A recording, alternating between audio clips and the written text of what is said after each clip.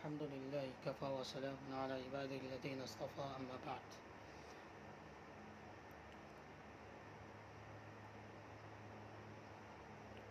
جب ہم سورہ فیل پر غور و فکر کرتے ہیں تو اس نتیجے کو پہنچتے ہیں کہ اگر اللہ تبارک و تعالیٰ کی قدرت کے مظاہر سمجھنے ہوں اور اللہ کے مقابلے کھڑا ہونے والا ہر شخص کی بے ثباتی اور اس کی عاجزی کو سمجھنا ہو تو میں یہ سمجھتا ہوں کہ یہ صورت کافی ہے. آئیے ہم غور کرتے ہیں بعض پہلوؤں سے اس صورت پر. سب سے پہلے کہ اللہ تبارک و تعالیٰ نے اس صورت میں خطاب کا صیغہ استعمال کیا جو کہ حضور پاک صلی اللہ علیہ وسلم کے ساتھ خاص نہیں ہے، بلکہ علماء نے یہ کہا کہ قیامت تک آنے والے ہر انسان اور جو بھی اس خطاب کے لائق ہیں، چاہے وہ جنات ہوں انسان ہوں، ان سب کے لیے یہ صورت ان سب سے یہ صورت مخاطب ہے. اس کے بعد جب ہم آگے بڑھتے ہیں تو اللہ تعالیٰ فرماتے ہیں الم تر کیف فعل ربک. اللہ تبارک و تعالیٰ نے یہاں جس صفت کا استعمال کیا وہ رب کا ہے، چونکہ عرب اونٹوں کے لیے، اونٹوں کے مالک، ہاتھیوں کے مالک کے لیے رب کا استعمال کرتے تھے، تو اللہ تبارک و تعالیٰ نے لفظ رب کا استعمال کر کے اس بات کی طرف اشارہ کیا کہ میں تمہارا بھی رب ہوں، اور یہ ہاتھی جس کا روب تم جمانا چاہ رہے ہو اور جس سے تم کعبہ کو ڈھانا چاہ رہے ہو، اس کا رب بھی میں ہوں اور میری ہی مرضی سے یہ ہاتھی بھی کام کرتا ہے. چنانچہ اللہ تبارک و تعالیٰ نے یہاں جو لفظ استعمال کیا، اور اللہ کی یہ سنت ہے اور قرآن کریم کے اندر یہ بات آیا ہے کہ قرآن کریم میں کوئی بھی لفظ ایسا استعمال نہیں کیا گیا ہے جو مقام کے مناسب نہ ہو. چنانچہ قرآن کا ہر ایک لفظ خود اپنے آپ میں ایک معجزہ ہے، جس طرح سے یہاں رب کا لفظ خود اپنے آپ میں ایک معجزہ ہے. اس کے بعد جب ہم آگے بڑھتے ہیں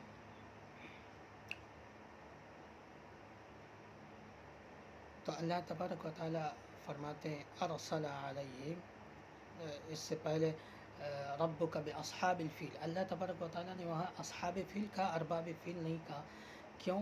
یہ بات واضح کرنے کے لیے کہ تم ان ہاتھیوں کی مصاحبت اختیار کر لینے کی وجہ سے تم ان پر کنٹرول نہیں رکھتے، اس پر بھی کنٹرول اور تم پر بھی کنٹرول تو میرا ہے. اس بات کی طرف اللہ نے اشارہ کیا.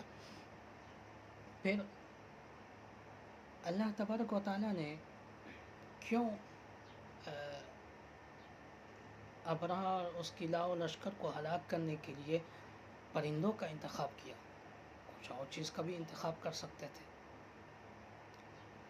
تو جب ہم دیکھتے ہیں تو پرندے اور ہاتھی کے درمیان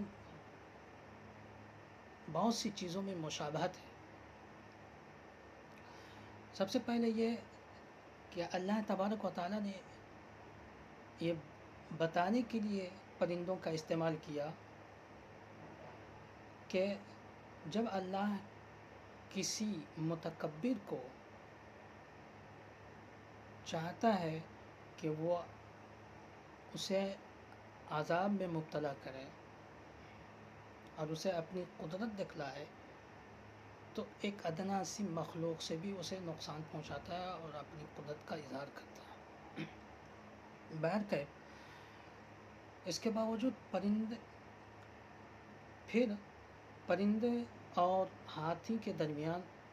بہت سی چیزوں میں مشابہت ہے۔ مثال کے طور پر اللہ تبارک و تعالیٰ نے پرندوں کا استعمال اس طور پر کیا کہ پرندے ہاتھی کے مقابلے میں جسمانی لحاظ سے بہت ہی کمزور ہوتے ہیں، اور پرندے چھوٹے بھی ہوتے ہیں، اور پرندوں کے اندر وہ سکت نہیں ہوتی ہے۔ جس طرح ہاتھی ایک ہیکل، جسمانی ہیکل کے لحاظ سے بہت ہی مضبوط طاقتور جانور ہے، اس طرح پرندے نہیں ہیں۔ دوسری بات کہ ہاتھیوں کا انہوں نے استعمال ہاتھی یہ اس لیے لائے تھے تاکہ وہ کعبے کو ڈھانے میں ہاتھیوں کا استعمال کریں۔ ظاہر سی بات، ہاتھی کسی گھر کو ڈھانے کے لیے اپنے پاؤں اور اپنے سونڈ کا استعمال کرتا ہے۔ تو اللہ تبارک و تعالیٰ نے ان پر جو عذاب بھیجا پرندوں کے ذریعے سے، اب روایتوں میں آتا ہے کہ پرندوں کی چونچ اور اس کے پیروں میں اللہ تبارک و تعالیٰ نے ایک ایک دال کے برابر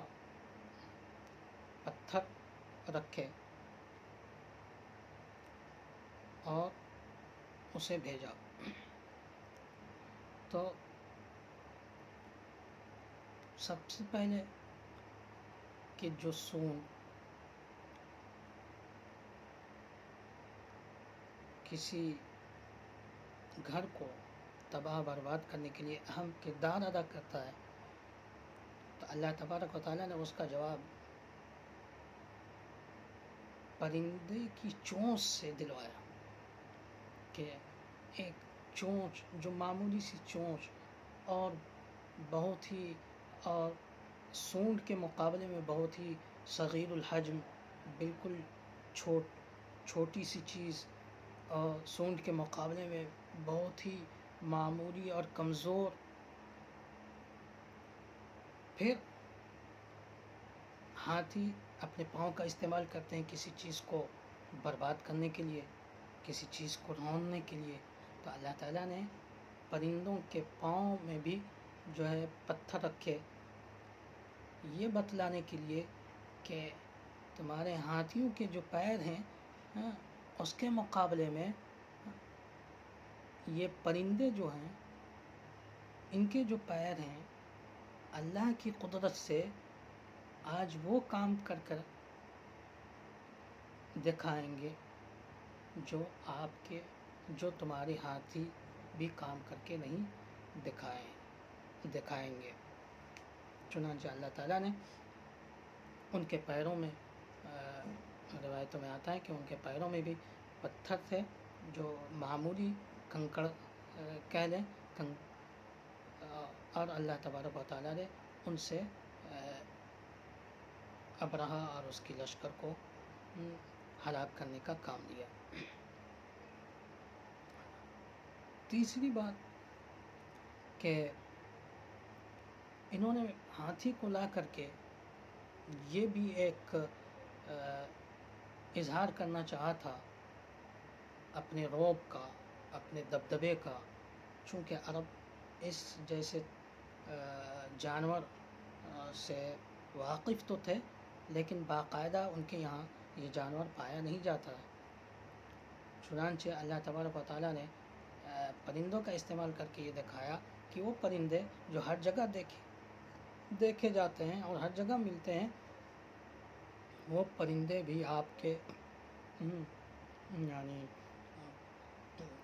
اس ہاتھی کے رعب اور دبدبے کو اگر اللہ چاہے تو اس سے کمزور مخلوق کے ذریعے سے اس کے رعب اور دبدبے کو ختم کر دیتا ہے اور اسے نہایت تک پہنچاتا ہے۔ چنانچہ اللہ نے ہاتھی کا جو روب و دبدبہ تھا اس کو پرندوں کے ذریعے سے ختم کیا. یہ معمولی پرندے ان کے ذریعے سے اللہ تبارک و تعالیٰ نے اس روب و دبدبے کو ختم کیا. چنانچہ یہ بات ثابت ہوئی اور ہم اس نتیجے تک پہنچے کہ اللہ تبارک و تعالیٰ جب کسی متکبر انسان کو، یا وہ انسان جو اللہ کے ذات سے یا اس کے کسی دینی شاعر سے مقابلہ آرائی کرتا ہے، اس کے ساتھ کھلواڑ کرتا ہے، اور تو اللہ تبارک و تعالیٰ کس طرح سے اسے اپنی ادنا سی مخلوق کے ذریعے نقصان پہنچاتا ہے اور اسے ہلاک کرتا ہے. چنانچہ یہاں پرندوں کا ذکر اور پرندوں سے کام لینا یہ اللہ تبارک و تعالیٰ کی ایک بہت بڑی حکمت ہے. جن بعض حکمتوں کو ہم نے جاننے کی کوشش کی. اس کے بعد اللہ تبارک و تعالیٰ نے یہ فرمایا ارسل علیہم طیرا ابابیل، کہ اللہ نے ان پر بھیجا. یہ بات کیوں کہی کہ پرندے، یہاں بھی یہ بتانے کے لیے چونکہ یہ صورت پوری اللہ کی قدرت کے مظاہر پر مبنی ہے. چنانچہ اللہ تبارک و تعالیٰ نے اپنی قدرت، اپنی اپنی حیمنت اور اپنی قدرت اور اپنی کبریائی کو ظاہر کرنے کے لیے یہ کہا کہ یہ پرندے یہ خود بخود نہیں آئے تھے بلکہ ہم نے بھیجا تھا.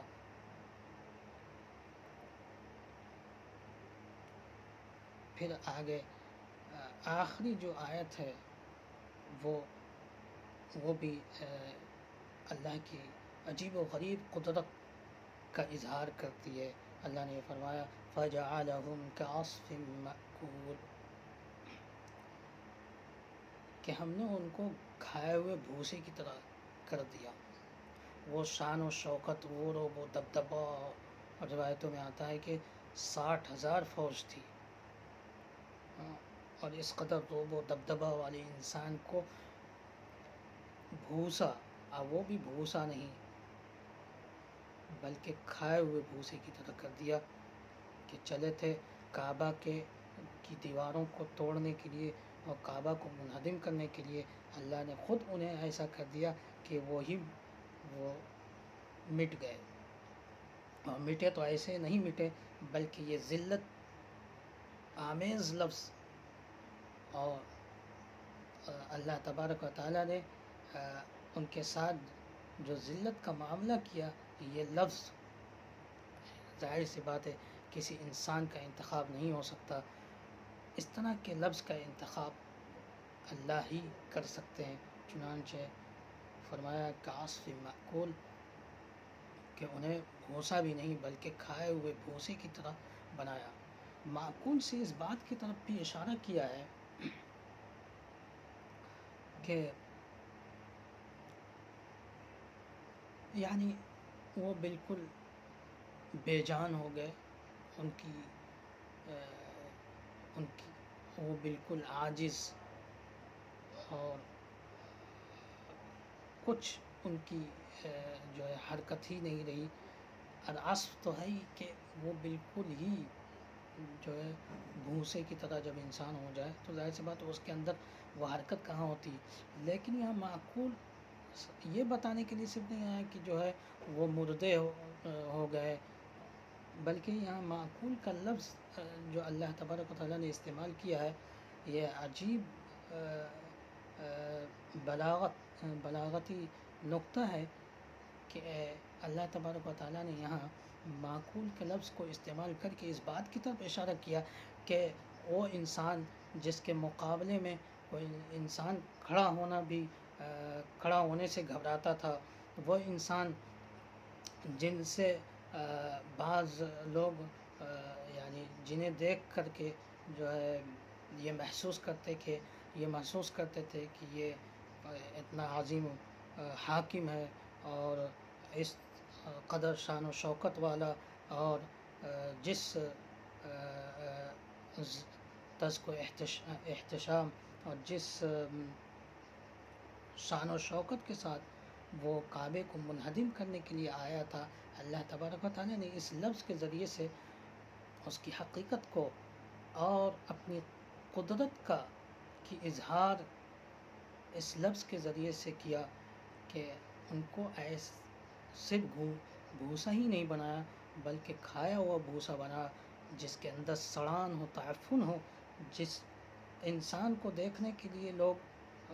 چاہتے ہوں گے اور جس کی شان و شوکت سے لوگ مرعوب ہوں گے، آج اسی انسان کی سڑان اور اس کے تعفن